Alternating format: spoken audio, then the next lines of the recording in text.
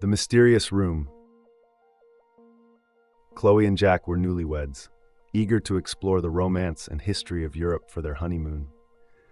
After weeks of planning, they finally landed in Paris, the city of light, but their true destination lay further afield in a quaint, lesser-known town in the French countryside. They had booked a charming 4-star hotel that promised a blend of luxury and old-world charm.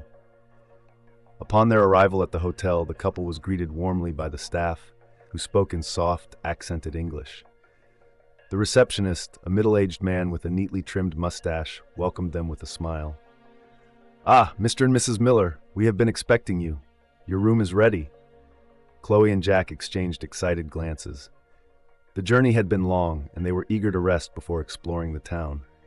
But as the receptionist handed them their room key, he hesitated for a moment, glancing at the computer screen before looking back at them. "Actually," he said, his voice dripping with an unexpected warmth, "we have a special offer for you. One of our suites has become available, a much larger room with a beautiful view of the gardens and the mountains beyond. It's typically reserved for our VIP guests, but as it's free, we'd be happy to upgrade you at no extra cost." Jack frowned slightly. "We're happy with the room we booked. It's supposed to have a nice view too." "Of course, sir," the receptionist replied smoothly, "but this suite is far more luxurious. More space, a king-sized bed, and even a private balcony. Perfect for a honeymoon, don't you think?" Chloe looked at Jack, her eyes sparkling with the possibility. "It does sound lovely." After a brief hesitation, Jack nodded. "All right, we'll take the suite." The receptionist smiled widely. "Excellent choice, Mr. Miller. I'll have someone bring your bags up right away. Enjoy your stay." They were led down a series of winding corridors, the decor becoming more elaborate with each turn. Gilded mirrors, plush carpets, and antique furniture adorned the hallway, giving it an air of quiet opulence. Finally, they reached the end of a long, dimly lit corridor, where the bellboy stopped in front of an ornate wooden door. "Here we are," he said, opening the door to reveal a spacious room with high ceilings, a grand chandelier, and large windows that overlooked the beautifully manicured gardens. Luxurious linens, and the private balcony offered a breathtaking view of the distant mountains. Chloe and Jack were both impressed. The suite was everything they had been promised and more. After tipping the bellboy, they began to settle in, unpacking their bags and marveling at their good fortune. That first night, they slept soundly, the stress of travel melting away in the comfort of their luxurious surroundings. But the next morning, as they were getting ready to leave for a day of sightseeing, Chloe noticed something odd. "Jack," she called from the bathroom, "did you move my makeup bag?" Jack, who was getting dressed, shook his head. "No, why?" "It was on the counter last night, but now it's on the dresser," she said, frowning slightly. "Maybe I moved it and forgot." They shrugged it off and went on with their day, exploring the charming town with its cobblestone streets, ancient churches, and cozy cafes. It was the perfect honeymoon destination, and they returned to the hotel late in the evening, tired but happy. However, when they entered their suite, both of them stopped in their tracks.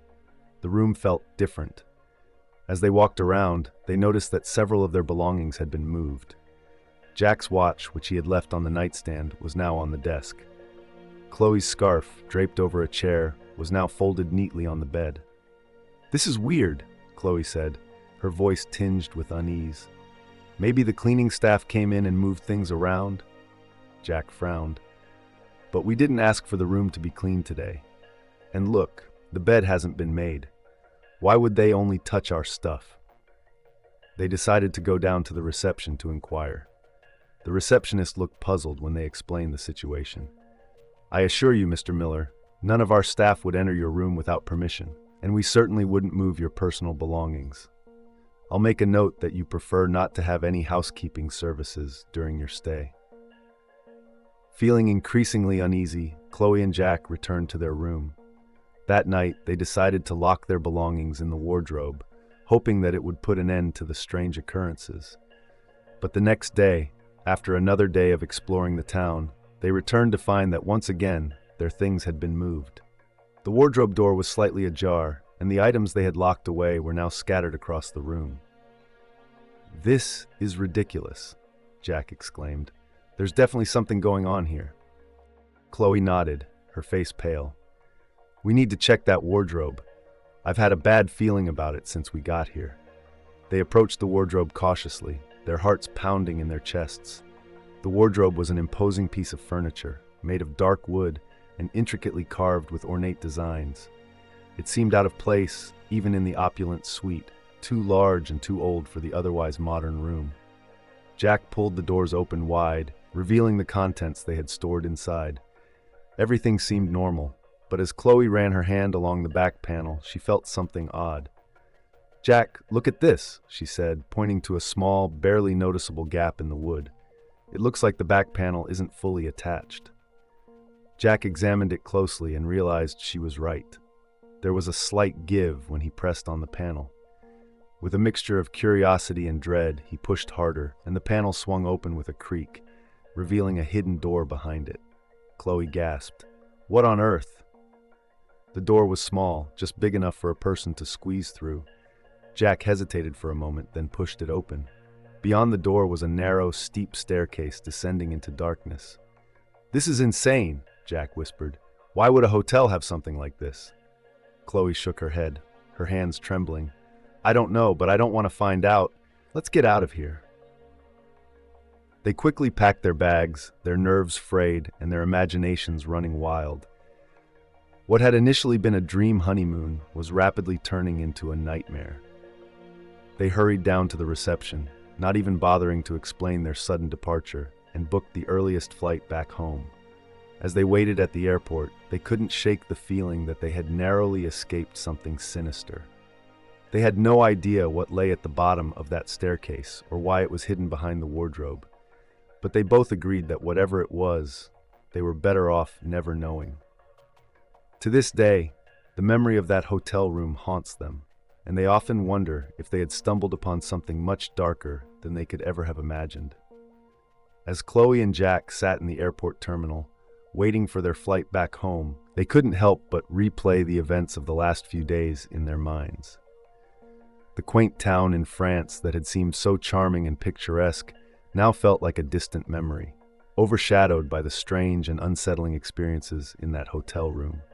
Been so eager to embrace the allure of Europe, to bask in the romance of their honeymoon, but the discovery of the hidden passage had shattered that dream. The more they thought about it, the more they realized how fortunate they were to have escaped when they did. As the hours passed, they tried to rationalize what they had seen. Perhaps it was an old servant's passage, a relic of a time when the hotel had been a grand estate. But if that were the case, why had it been hidden so carefully? And why had their belongings been disturbed, almost as if someone or something was trying to draw their attention to that very spot? The flight back to the United States was long and quiet. Neither of them spoke much, each lost in their thoughts. They were both too exhausted and too shaken to discuss what they had witnessed. But the fear that had taken root in their hearts was impossible to ignore.